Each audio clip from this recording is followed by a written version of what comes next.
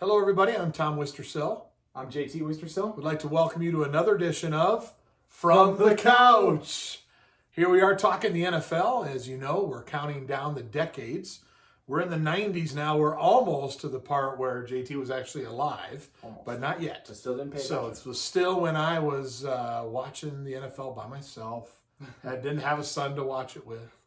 But 90s football, a decade where we had no real dominant team that just ran through the decade like we had in the previous decades. We had great teams, great champions, but no real dominant team there. So what do you think of the 90s in your research? Like you said, not a decade full of teams, but more so great individual players. A lot of guys you could look at and say he's the greatest at his position. I thought there were a lot of those in there. Yeah, absolutely. So as we did before, we're going to count down 5 defense, 5 offensive players in order. And we're going to start on the defensive side of the ball. JT, where are you at number 5 on defense? Number 5, got to start with John Randall for me, defensive tackle for the Minnesota Vikings, who went undrafted, which is absolutely insane. He's 6'1", 290 pounds, but the biggest thing that stands out with John Randall is the quickness and the first step he had in the interior. It's what allowed him to be such a great pass rusher and have 137.5 sacks, which is the most for a defensive tackle all time. So the quickness, the first step. Love John Randall. I gotta love the personality as well. Very wild character like that. He's a 7-time Pro Bowler, 6-time All-Pro, and love him, and one of the greatest pass rushers from the interior in NFL history. John Randall was a great Viking. Him and Chris Dolman kind of were the 2 guys up front for the Vikings at that point. And back then when I lived in Minnesota, John Randall would come to the health club sometimes I was at and play pickup basketball with us. And he was about maybe 6 feet tall, but he was a freak of an athlete. Yeah. Obviously, he got every rebound he wanted to. He was that strong. So fun to watch. Couldn't really shoot, but he was fun to play with. So my number 5 on the defensive side of the ball happens to be with this franchise right here, and that would be Rod Woodson, defensive back. Defensive Player of the Year in '93 for the NFL. So he was one-time Defensive Player of the Year. During the course of the decade, he led the league in interceptions. He had 46 interceptions during the 90s. He played in 11 total Pro Bowls, 10 in the 90s, 6-time All-Pro, and was a leader, obviously, on the Steelers' defense, which is always great, but nonetheless led by him during the 90s when the Steelers won 1 Super Bowl. So proud to be a fan of Rod Woodson and the Steelers. He's my number 5. So number 4, JT, who you got? I got Junior Seau. Am I saying that? Seau. Linebacker for the Chargers. And a bunch of other teams. He played 20 seasons in the NFL at linebacker. Absolutely insane. But where he was best at was definitely in the 90s. He didn't have a season in the 90s. His lowest tackles were 95, 96. Almost every year was really high in the hundreds, with 1 year even as high as in the 150s. He's 155, just insane. He had such good instincts. He was a sideline linebacker, did all of that stuff extremely well. A really hardworking and passionate linebacker too. He's 7th all-time in total tackles as well. And he was always in the right place at the right time, and just the longevity is insane. And I think that's what led to him being at number 4 for me. Okay, I'm going to revisit him in a little bit. My number 4 is Derek Thomas, played for the Chiefs. He led the decade in tackles, 8 Pro Bowls, 7 sacks in 1 game against the Seahawks 1 year. 7 sacks in 1 game. How about that stat? Very impressive. So obviously, unfortunately, no longer with us, died in a car crash. Yes. But Derek Thomas was a beast out there on the edge for the Chiefs, and it was one of the all-time great guys. Was one of the guys that I remember in the 90s could go sideline to sideline. There, it was kind of the era where guys really stuck out, who and still do, who can really go sideline to sideline. He was a freak. Could get around the edge, was a great player, as I said.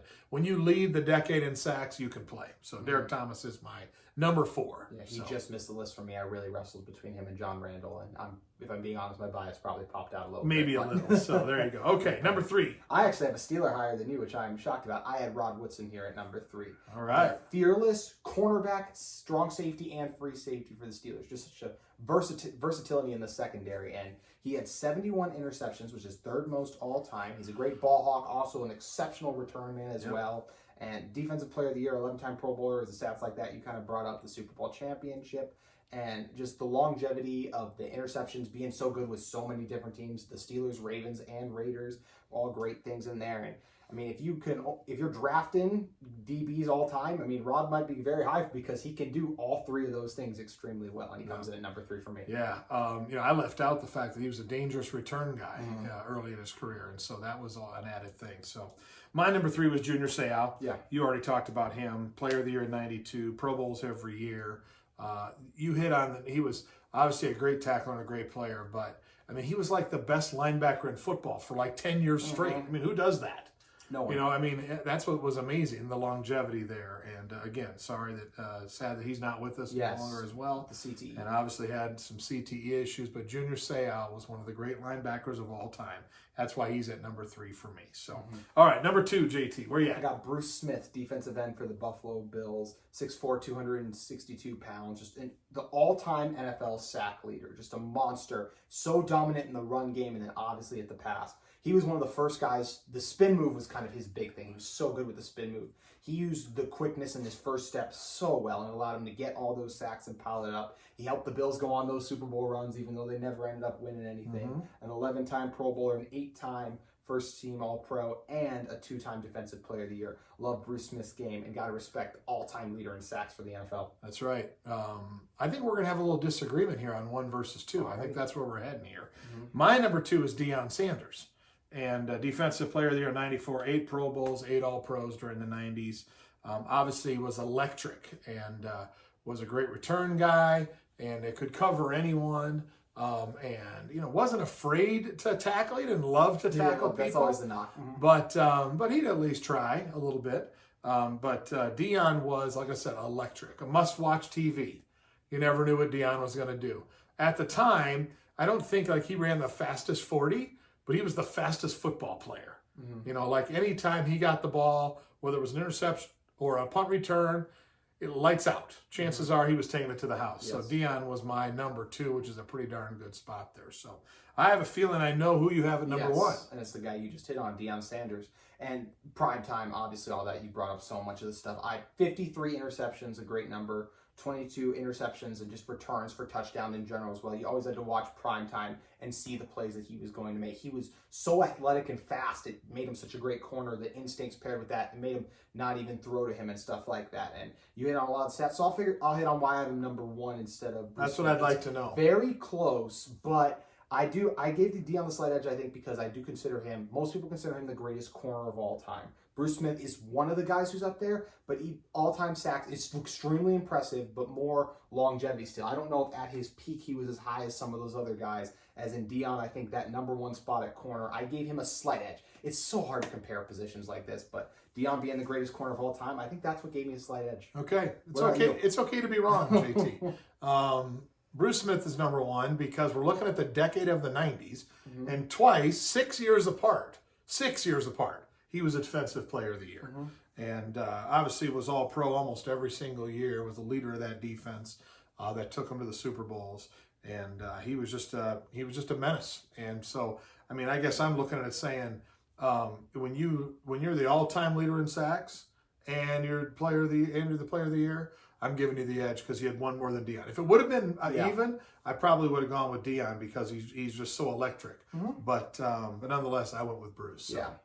So there you go. With my own eyes back in the 90s, right? That's what I got. And I will say this. The only thing I will say to defend Deion about that is it is so much harder to give a corner Defensive Player of the Year than it is a defensive end because he's got to get interceptions. And that's the thing. Like, if you get to a point where you're not even going to target him, he can't create those accolades where he won't get the love that a Bruce Smith can by creating sacks. It's just such an easier thing to see. Both great players, really close, and I can't blame you at all for having Bruce at number 1. All right, good. All right, let's move to the offensive side of the ball. Lots of fireworks in the 90s. As we said, we had multiple teams winning titles. So I ended up with really only 2 positions in my 5. Oh, you did? I'm a little quarterback heavy, but let's start with your number 5, JT. Where are you on offense, number 5? We just got done talking with Bruce, so let's talk about another one. Bruce Matthews, offensive lineman for the Tennessee Titans. Now, this is usually where I tell you where along the offensive line he played, but that was the key to Bruce Matthews, the versatility, the starts at each position. 17 at left tackle, 99 at left guard, 87 at center, 67 at right guard, and 22 at right tackle. That is absolutely insane in his 17 NFL seasons. The longevity, rarely missed a game, could play all the positions. Talk about an intellect, too. Just knowing how to play every single position on the offensive line and just all the different fronts the defense can be. That is so impressive and so difficult. 14-time Pro Bowler and just... he had such good feet. I mean, he had everything in offensive line. That's why he played all these different positions, and that's why he comes in at number 5 for me. the most versatile offensive lineman to ever play the game. Yeah, no doubt about that. I thought you were going to go Randall McDaniel with your Vikings. It was very close, but I fell in love with the versatility. But I love the versatility too. Okay, so my number 5, I struggled on this, but I'll tell you what put me over is I got Steve Young as my number 5 player of the 90s. And here's the reason why. You know, again, he went to 7 Pro Bowls, 3-time All-Pro, 4 times in the 90s. He was the passing yardage leader. He was 4 times the passing TD leader and 6 times, get this, the passing rating leader. So that's how talented he was. Yes. And he won 1 Super Bowl as a starter. He won 3 total, but he was Montana's backup for the first 2. Won a Super Bowl, but he was the NFL MVP twice in the 90s, 92 and 94. That's what put me over the top for Steve Young. If he'd have won another Super Bowl, he'd have been higher on this list. Yeah. But nonetheless, a great quarterback. And Steve Young was fun to watch. Would have been fun to see if he'd have been on a different team earlier, just to see what he could have done. But no problem with him at number 5. So, all right. Yeah, I think that's why he just fell short of my list, just not having enough of those opportunities and having a pretty good player who's going to pop it for me for number 1 to help with those stats. But there we go. At number 4, I have Emmitt Smith, running back for the Dallas Cowboys, the NFL's all-time leading rusher and a short running back as well, 5'9", not that big, but he had such good balance and control. He could get hit in the acrobatic ways he was able to stay up and keep the play moving. He had the other things as well. He had the speed. He had the toughness as well. So just a great all-around running back, a 3-time Super Bowl champion, an 8-time Pro Bowler, a 6-time All-Pro, and just, like I said, the all-time leading rusher. So he's got to have a place on this list for that at least. And like I said, probably the best at, after getting hit, staying up like that when getting knocked back a little bit. He was able to run through guys, but he usually would get knocked back a little bit, but was still able to keep his feet. So he comes in at number 4 for me. All right. I'm going to visit him later. So I got John Elway at number 4. 6 Pro Bowls, 3-time All-Pro, 2-time Super Bowl champ, and still leads the NFL in all-time fourth quarter comebacks with 47. Obviously, like the first guy that when he entered the league, he was such a surefire number 1 pick. You know, that he was going number 1 because he had all the tools. I remember every draft expert that talked about him said they couldn't find anything wrong with him. His footwork was great. His mobility was great. He had a cannon for an arm, could make every throw. He was smart. Went to Stanford. Had all those things going for him. Stanford. So, again, John Elway. I actually had some trouble with him and my number 3 quarterback, but nonetheless, I put him at number 4, John Elway. So, all right. Which leads me to guess we have the same number 3. Okay, go ahead. Because I have Brett Favre at number 3, the Green Bay Packers quarterback. He was so tough. Brett was. He was tough. He came up in the biggest moments. It wasn't always the most beautiful football play. There were a lot of unorthodox moments, underhand passes, all kind of weird stuff. I mean, a lot of people have said if there's a comparison to how Patrick Mahomes plays today, so in many ways it was a Brett Favre. He was so good at escaping the pocket, staying up, buying his receivers times, hitting the throws. He won 3 MVPs in a row, was a Super Bowl champion, and I know you'll hit on him a little bit more, but love Brett Favre's game. That's why he comes in at number 3 for me. Yeah. Number 3 for me as well was Brett Favre. 5 Pro Bowls, 3 All-Pros, 3 MVPs, along with a Super Bowl champ. And he fit perfectly for the Packers. You know, living in Wisconsin as I did in high school and that, and then into that living there again around 2000s. People love Brett Favre, and he stands for everything Wisconsin's about: blue collar, tough, don't care about the cold, drinking beer, having fun. Yeah, I mean that's just what Brett Favre was all about, and so he was a perfect leader for the Packers. And you know, people love Aaron Rodgers, and but they love Brett Favre. He's not Brett Favre to the people of Wisconsin. So easy to have Brett Favre at number 3. Yeah, I even forgot to mention, I mean, he's 4th all-time in passing touchdowns and yards as well. So we forget about him because we got guys like Tom Brady and Drew Brees who are routinely breaking their records today. Right. Yep, great stuff. So, okay, number 2. JT. I got Barry Sanders at number 2. Very close between my 2 and 1 because I personally believe my 2 and 1 are the greatest of their positions respectively. And that's starting number 2 with Barry Sanders.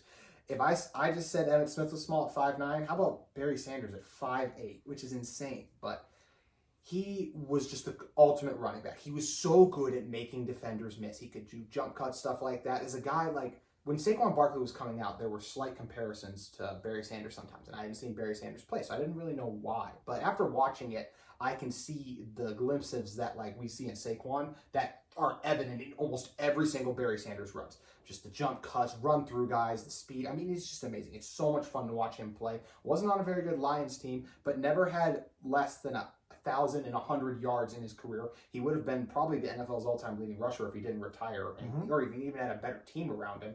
10-time Pro Bowler, 10-time All-Pro, the MVP. He averaged over 100 yards per game. He's the only other running back to do that is Jim Brown as well. So love Barry Sanders, the GOAT of running backs. Yep, absolutely. So because I had Jerry Rice in the 80s, he won't be on my list. So I have Emmitt Smith at number 2. You talked about Emmitt Smith, MVP in 93, career rushing and TD leader, Pro Bowls, Super Bowls.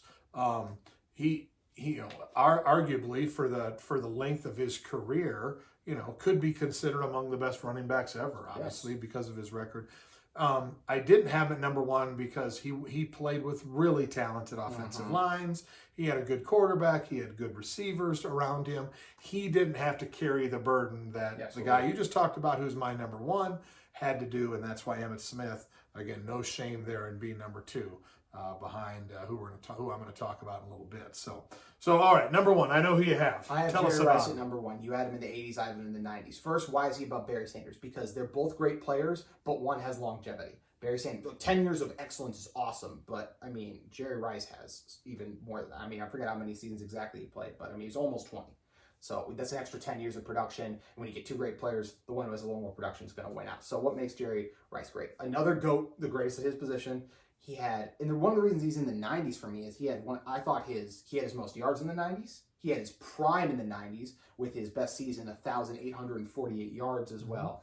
And if we're talking just about Jerry Rice, the route running, he wasn't always the fastest guy, but still made great catches. He was almost always open, found a way. A winner, 3-time Super Bowl champion. He did win a Super Bowl MVP as well. Did he ever win an MVP award? No. But also it's very hard to win an MVP award at wide receiver. So I give Jerry Rice the number 1 spot. Just the greatest wide receiver we've ever seen. He also has 8 touchdown catches in the Super Bowl, a record that I have a hard time believing will ever be broken. Yeah, that's probably right. Yeah, obviously a great player and could be considered the GOAT, no doubt. And the receiving and touchdown leader all time. So That's right. That's right. So Barry Sanders is my number 1. You talked about him. He's the greatest running back I ever watched. And, when you talk about all these players and all the games they won, you don't say, well, Barry Sanders and all the games he won, because the Lions weren't very good. No. They didn't win a lot. He never had a great quarterback. Their defense was average at best, a little bit like they are now. But Barry Sanders was awesome. He was so fun to watch. And his highlight film is some of the best TV you'll ever watch in football. The way he makes the best players in the world look silly trying to tackle him sometimes. Yeah. He made so many guys whiff that it was unbelievable. And he was fast enough to outrun some people. Yeah. But he was so low to the ground and was so shifty that he didn't have to. Yeah. He never seemed to take a hard hit. It was always kind of like nobody ever really got a really good clean lick at him, and he always kind of fell forward. And so he just kept trucking along. Everybody in the stadium and of course the opposing team knew he was getting the ball, and he still got 100 yards on an average team at best. So it was pretty amazing. So easy for me to have Barry Sanders, who I consider in my lifetime the best running back I've ever watched. Easy to have him at number 1. So absolutely agree. There you go. So all right, great trip through the 90s there, JT. And are you happy with your selections? Oh, absolutely. Able to get a Viking on, and we got to verse offensive lineman as well, great player, and like we said, just to hit on some of the best players at their positions. We've done it a couple times before, but positions that are so popular like running back and wide receiver, it's fun to watch the guys who everyone calls the GOAT, and you see why and what makes them so great. And my only question is, if Barry Sanders would have either played longer or been drafted by the Dallas Cowboys, what we would think about him. yeah, absolutely. Would have been great. Or maybe the Steelers. So that was an option. Anyway, all right. Well, we appreciate you joining us on another edition of From the Couch. We'll see you next time when we tackle the 2000s. Have a good one.